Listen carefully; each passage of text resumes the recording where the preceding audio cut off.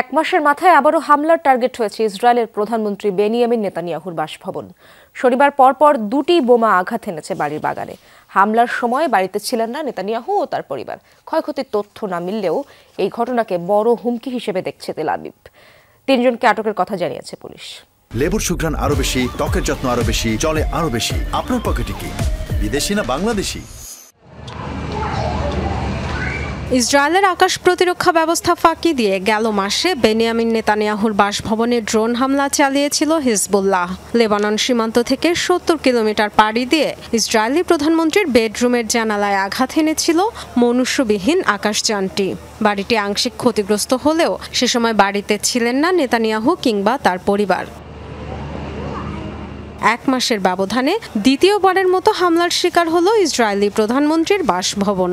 দুটি বোমা আঘাত এনেছে বাড়ির বাগানের অংশে। এবারও হামলার সময় ফাঁকা ছিল বাড়ি। হামলার ঘটনায় কেউ দায় স্বীকার না করলেও ইরান সমর্থিত সশস্ত্র গোষ্ঠীগুলোকে দায়ী করছে তেল আবিব। তীব্র ক্ষোভ জানিয়েছেন নেতানিয়াহু প্রশাসনের মন্ত্রীরা। এক্স হ্যান্ডেলে দেয়া বার্তায় দেশটির প্রতিরক্ষা মন্ত্রী ইসরায়েল কাটজ বলেন, সব সীমা অতিক্রম করেছে হামলার এই ঘটনা। অক্টোবরে নিজ বাড়িতে হামলার পর থেকেই প্রাণ নিয়ে শঙ্কিত ইসরায়েলি প্রধানমন্ত্রী। হামলার ভয়ে বেশিরভাগ সময় বাংকারে কাটাচ্ছেন তিনি।